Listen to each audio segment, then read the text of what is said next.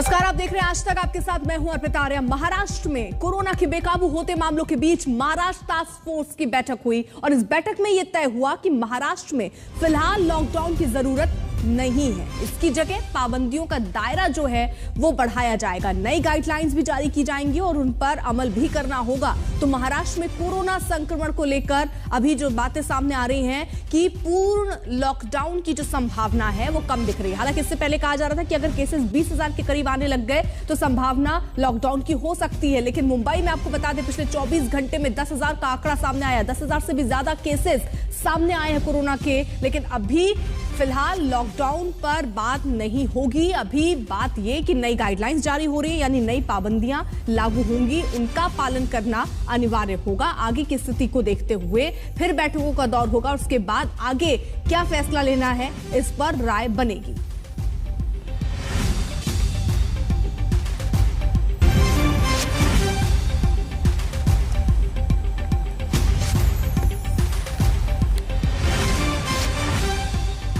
तो महाराष्ट्र के मंत्री क्या कह रहे हैं इसको लेकर, सुनिए जरा।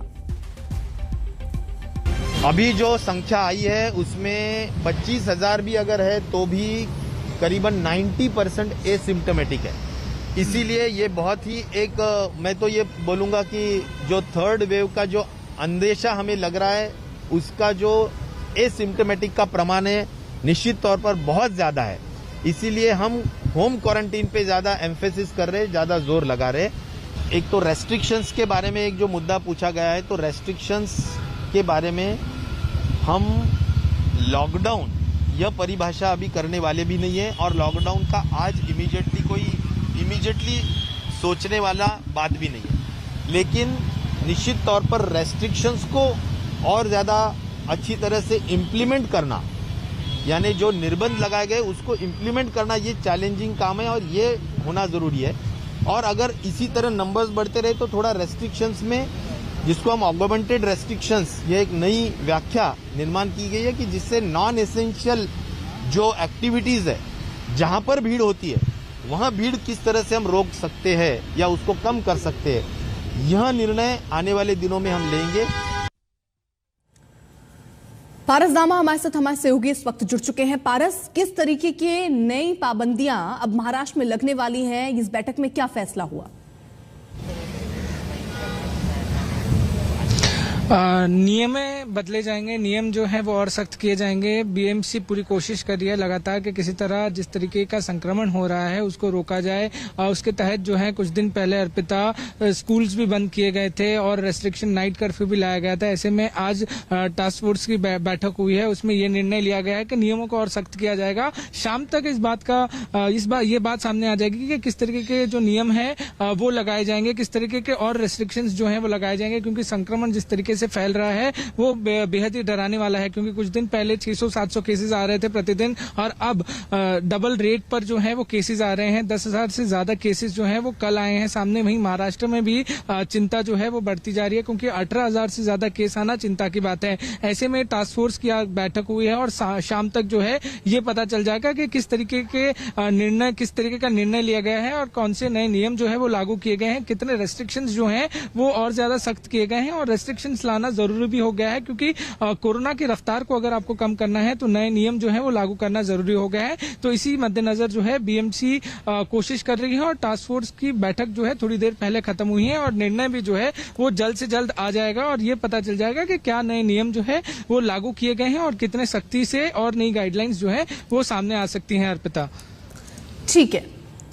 ठीक है, आप नजर बनाए रखिए। वहीं देखिए, दिल्ली के स्वास्थ्य मंत्री सत्येंद्र जैन का भी कहना है कि ये 5वीं लहर की शुरुआत है। उन्होंने कहा कि दिल्ली में आज 10,000 से ज्यादा कोरोना केस सामने आ सकते हैं।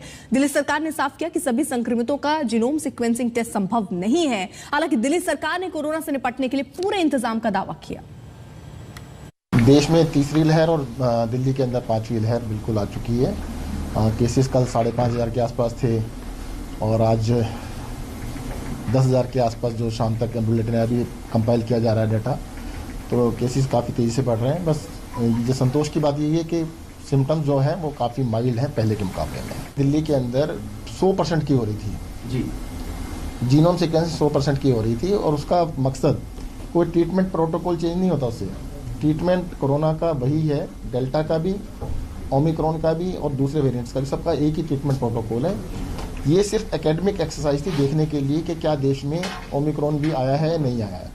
अब ये कंफर्म हो चुका है कि ओमिक्रॉन देश में आ चुका है, ओमिक्रॉन फैल रहा है। प्राइवेट हॉस्पिटल्स में जो अभी तक 10% बेड थे कोरोना के लिए, उसको कल आदेश दिए गए 40% करने के लिए आदेश दिए गए, ताकि देखो क्योंकि होने में भी एक हफ्ता लगता है, 4-5 दिन एक हफ्ता लग जाता है, ताकि 4 गुने बेड्स हो जाए। GTB हॉस्पिटल है, 650 बेड उसमें अभी तक हमने रिजर्व किए हैं कोरोना के लिए। 20 के करीब पेशेंट हैं। LNJP में भी 650 से ज़्यादा बेड हैं, पर पेशेंट 15-20 ही हैं। तो सरकारी अस्पतालों में 2%, 3%, 5% की ऑक्यूपेंसी है। तो अभी सर्विसेज को बंद नहीं किया गया है, अभी सभी चल रही हैं, और क्योंकि ऑक्यूपेंसी 5% के आसपास ही चल रही है अभी। दो सहयोगी और मौजूद हैं। संतोष हमारे साथ मौजूद है लखनऊ से और अमित भारद्वाज दिल्ली से मौजूद हैं। अमित, आपका रुख करना चाहूंगी। सत्येंद्र जैन ये कह रहे हैं कि अब जीनोम सीक्वेंसिंग नहीं हो पा रही है क्योंकि केसेस ज्यादा हैं, लेकिन वो ये भी बता रहे हैं कि 10,000 केस, अगर देखिए अभी संभावना दिल्ली में भी उसी की है जो मुंबई में हमने देखा, वहां पर एक दिन में 10,000 केस आ रहे हैं 24 घंटे में, दिल्ली में भी संभावना उसकी है। यहां पर एहतियाती कदम क्या उठाए गए हैं? क्या यहां पर लॉकडाउन की संभावना दिख रही है? जी देखिए, दिल्ली के जो स्वास्थ्य मंत्री हैं सत्येंद्र जैन, उन्होंने अर्पिता बहुत साफ रूप से ये इस बात को माना कि आज लगभग 10,000 केसेस दिल्ली में आ जाएंगे और पॉजिटिविटी रेट 10% तक पहुंच जाएगा, यानी कि महाराष्ट्र वाले हालात अब दिल्ली में भी होने वाले हैं। जहां तक ओमाइक्रॉन वेरिएंट की बात है, जो पहले ही सिद्ध हो चुका है कि लगभग 80% से ज़्यादा केसेस दिल्ली में असल में ओमाइक्रॉन वेरिएंट के हैं, तो इसी वजह से जीनोम सीक्वेंसिंग को अब सैंपल साइज में ही रखा जाएगा। आने वाले दिनों में प्राइवेट हॉस्पिटल्स में भी बेड्स बढ़ाने की बात कही जा रही है। 40% से ज़्यादा बेड कैपेसिटी बढ़ाई जाएगी कोविड-19 के लिए। जहां तक लॉकडाउन का सवाल है, कल ही दिल्ली का डिज़ास्टर मैनेजमेंट अथॉरिटी जो है उसकी मीटिंग हुई थी और उस मीटिंग में तय किया गया था फिलहाल रेड अलर्ट जैसे रेस्ट्रिक्शंस दिल्ली में नहीं लगाए जाएंगे और नाइट कर्फ्यू के साथ वीकेंड कर्फ्यू लगा दिया गया है। आपको पता ही है कि अब शुक्रवार की रात 10 बजे से लेकर सोमवार सुबह 5 बजे तक कोई भी पब्लिक मूवमेंट अलाउड नहीं होगा।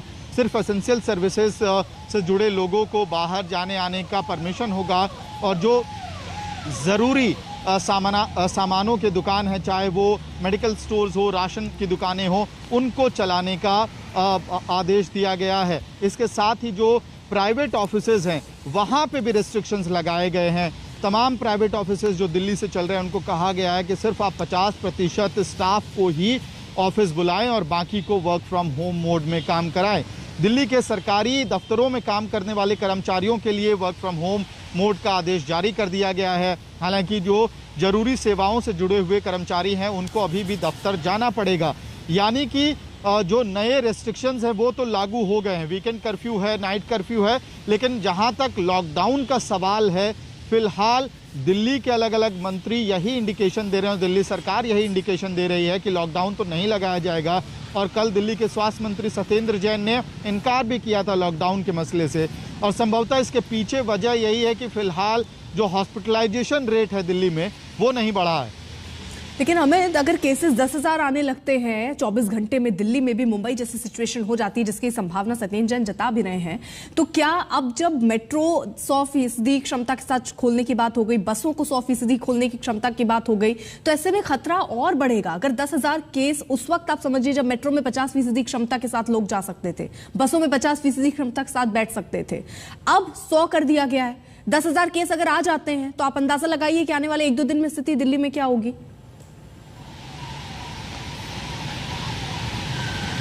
निश्चित रूप से, और हेल्थ एक्सपर्ट्स भी इसी बात की तरफ इंडिकेशन कर रहे हैं, इशारा कर रहे हैं कि असल में जो ओमाइक्रॉन वेरिएंट है जिसकी लहर दिल्ली में आई हुई है, ये वैसे भी बहुत तेज़ी से फैलता है और ये डेल्टा वेरिएंट से ज़्यादा इसका जो ट्रांसमिशन रेट है वो कहीं गुना ज़्यादा है। कल ही हम लोग बात कर रहे थे, डॉक्टर सुरेश कुमार जो LNJP के डायरेक्टर हैं वो भी कह रहे थे कि लगभग 18 लोगों तक एक सिंगल इन्फेक्टेड पेशेंट 18 लोगों तक को इन्फेक्ट कर सकता है, यानी कि जो इन्फेक्शन का खतरा है, ट्रांसमिशन का खतरा है, वो कहीं ज़्यादा है ओमाइक्रॉन में।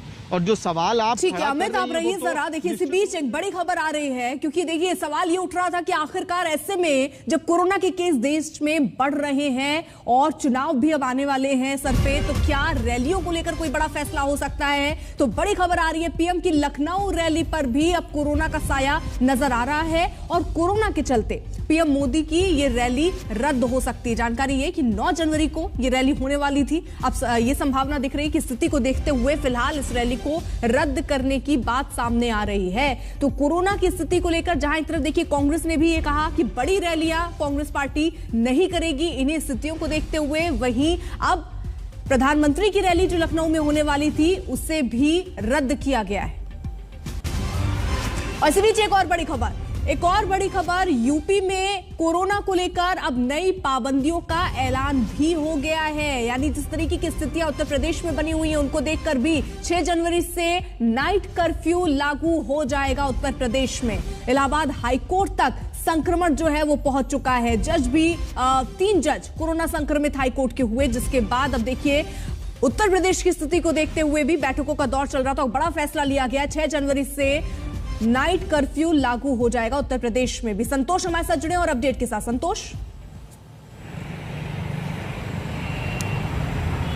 देखिए मुख्यमंत्री के द्वारा जो टीम 9 की बैठक की जाती है उसी के दौरान ये समीक्षा करने के बाद ये निर्णय लिया गया कि जो नाइट कर्फ्यू पहले रात में 11 बजे से लागू था उसको 1 घंटे बढ़ा दिया गया है और 6 जनवरी से ये रात 10 बजे से सुबह 6 बजे तक लागू होगा। वहीं दूसरी तरफ 10वीं तक के सभी स्कूल 14 जनवरी तक के लिए बंद करने के जो कोविड-19 की जो टीम थी, जो स्पेशल टीम है मुख्यमंत्री जो समीक्षा करते हैं, उसमें भी निर्णय लिया गया कि स्कूल बंद किए जाएंगे 10वीं तक के 14 जनवरी तक। दूसरी जो अहम बात है कि जिस जिले में भी 1000 से ज्यादा कोरोना संक्रमित मरीजों की संख्या होगी वहां पर swimming pool, hotel, cinema hall सभी वहां पर 50% की कैपेसिटी पर ही वहां पे खुल सकेंगे। यानी पाबंदियों की तरफ उत्तर प्रदेश बढ़ चला है। उत्तर प्रदेश में एक तरफ राजनीतिक गहमा-गहमी तेज है, रैलियों का दौर है, रैलियां हो रही हैं, रोड शोज हो रहे हैं, तो वहीं दूसरी तरफ कोरोना ने भी पैर पसारना शुरू कर दिया है। अभी हालात हालांकि दिल्ली और महाराष्ट्र की तरह नहीं है, लेकिन कल तक अगर बात करें तो कल 24 घंटे में 992 केस आए, यानी कि 1000 के आंकड़े को उत्तर प्रदेश भी छू रहा है। उत्तर प्रदेश में अगर कुल संक्रमितों की संख्या देखें तो 3200, 3200 के आसपास कल तक थी। आज जब आंकड़े आएंगे तो जाहिर है कि ये बढ़ के जिस रेट से उत्तर प्रदेश में संक्रमण बढ़ रहा है उससे कहीं ना कहीं भयावहता बढ़ती जा रही है। दिल्ली और महाराष्ट्र की तरह उत्तर प्रदेश में संक्रमण तेजी से बढ़ रहा है। अभी आंकड़े भले ही कम आ रहे हो लेकिन यह संक्रमण फैल रहा है। हाईकोर्ट के 3 जज इसके संक्रमण में आ चुके हैं, जिसकी वजह से वहां पर कॉन्टैक्ट ट्रेसिंग करवाई जा रही है, जो उनके संक्रमण में जो संपर्क में लोग आए। यानी उत्तर प्रदेश में राजनीतिक गहमा-गहमी के बीच में कोरोना का संक्रमण लगातार चिंताजनक बना हुआ है। हालांकि उत्तर प्रदेश सरकार के जो स्वास्थ्य विभाग है वो लगातार दावा कर रहा है कि हम तैयार हैं, एहतियाती कदम उठाए जा रहे हैं, लेकिन जिस रेट से ये बढ़ रहा है उत्तर प्रदेश में वो बहुत चिंताजनक है। बिल्कुल, और इसीलिए पाबंदियों में कुछ और बढ़ोतरी हो रही है। आप दोनों का बहुत बहुत शुक्रिया तमाम जानकारी हम तक पहुंचाने के लिए। वहीं देखिए बिहार में भी कोरोना तेजी से फैल रहा है और अब नीतीश कैबिनेट तक ये पहुंच गया। नीतीश के दोनों डिप्टी सीएम रेणु देवी और तारकिशोर प्रसाद की रिपोर्ट पॉजिटिव आई। इसके अलावा 2 अन्य मंत्री भी हैं जिनकी कोरोना रिपोर्ट पॉजिटिव पाई गई। ज्यादा जानकारी दे रहे हैं हमारे संवाददाता रोहित सिंह। नीतीश कुमार मंत्रिमंडल के ऊपर बड़ा कोरोना अटैक हुआ है और आज मंत्री परिषद की बैठक हो रही है। सुबह 11:30 बजे ये बैठक शुरू हुई है और बैठक से पहले ही निर्देश दिए गए सभी मंत्रियों को कि वो अपनी कोरोना जांच करवाएं, उसके बाद ही कैबिनेट की बैठक में शामिल हो। और जैसे ही लोगों ने अपनी जांच करानी शुरू की, सभी मंत्रियों ने 4 मंत्री जो है वो पॉजिटिव पाए गए हैं। इसमें दोनों उप मुख्यमंत्री रेणु देवी और तारकिशोर प्रसाद पॉजिटिव पाए गए हैं। भवन निर्माण विभाग के मंत्री अशोक चौधरी वो पॉजिटिव पाए गए हैं और मद्य निषेध विभाग के मंत्री सुनील कुमार जो हैं वो पॉजिटिव पाए गए हैं। और इसके बाद हड़कंप मच गया है सरकार में। और खास बात यह है कि सुनील कुमार जो कि मद्य निषेध विभाग के मंत्री हैं वो कल औरंगाबाद में मुख्यमंत्री के साथ कार्यक्रम में मौजूद थे, जहां पर उनकी समाज सुधार यात्रा चल रही थी। और इस वक्त मंत्री परिषद की बैठक शुरू हो चुकी है और लगातार मंत्रियों का आने का सिलसिला जारी है। और यहाँ पर देख सकते हैं लेसी सिंह मौजूद है, मंत्री एक आई हैं। जैसे जी आपने अपनी जांच कराई है कोरोना की? जांच करा लिए हैं, निगेटिव आई है। नेगेटिव आया है? बहुत सारे पॉजिटिव भी आए हैं मंत्री। हाँ, सबको अब सावधानी बरतना है। ठीक है। तो लेसी सिंह, अब देखिए, बिहार सरकार में भी कोरोना बम फूटा है। 2 डिप्टी सीएम और 2 मंत्री कोरोना की चपेट में आए हैं। बिहार में आंकड़े भी तेजी से बढ़ रहे हैं और इसी के मद्देनजर अब कुछ कदम भी बढ़ाए जाएंगे इस दिशा में कि किस तरीके से ये आंकड़े कम किए जाएं। हालांकि कैबिनेट बैठक होनी थी, उससे पहले ही टेस्ट हुआ और उसी में 4 मंत्री पॉजिटिव आए हैं। अब आगे कदम भी इस दिशा में बढ़ाए जाएंगे। बढ़ रहे आगे, जम्मू कश्मीर के पुलवामा में सुरक्षा बलों को बड़ी कामयाबी हाथ लगी। चांदगांव ये इलाका जहां सुरक्षा बल ने एनकाउंटर में जैश ए मोहम्मद के 3 आतंकियों को ढेर किया। इसमें से एक पाकिस्तानी नागरिक है। कश्मीर पुलिस इंस्पेक्टर जनरल ने बताया कि इन आतंकियों के पास से 2 M4 कार्बाइन और 1 AK सीरीज राइफल समेत आपत्तिजनक सामग्री, हथियार और गोला बारूद बरामद हुए हैं। आतंकवादियों की मौजूदगी की खुफिया सूचना के आधार पर पुलिस और सुरक्षा बल की टीम ने जिले के चांदगांव गांव में आज सुबह घेराबंदी की, तलाशी अभियान चलाया। इस दौरान वहां छुपे आतंकवादियों ने गोलाबारी शुरू की। जवाबी कार्रवाई में सुरक्षा बल ने भी गोलियां चलाई और 3 आतंकियों को मार गिराया। सर आपने डराया भी, बोलो नहीं हो गया, अभी ले लिया ना। वहीं देखिए, विजय कुमार आईजी कश्मीर रेंज, उनका ट्वीट भी सामने आया। उन्होंने बताया कि क्या क्या बरामद हुआ। 2 M4 कार्बाइन और 1 AK सीरीज की राइफल समेत आपत्तिजनक चीजें बरामद हुई हैं और साथ ही साथ हथियार भी बरामद हुआ। कुलगांव पुलिस को इन्फॉर्मेशन मिला था कि TRF जो लश्कर तैयबा का आउटफिट है, 2 टूरिस्ट छिपे हुए हैं ओके विलेज में। तो आर्मी पुलिस CRP मिलकर कॉर्डन डाला। कॉर्डन डालने के बाद सारे सिविलियन को घर से निकाल दिया गया और इनकाउंटर में 2 लोकल टेररिस्ट मारा गया था। दूसरा, कल पुलवामा में एक ऑपरेशन लॉन्च किया गया था, जिसमें आज मॉर्निंग में ऑपरेशन खत्म हो गया, जिसमें जैश मोहम्मद के 3 डेडेड टेररिस्ट मारे गए, जिसमें 2 पाकिस्तानी टेररिस्ट है, 1 लोकल टेररिस्ट है और उसके पास 1 AK-47 और 2 M4 राइफल मिला है।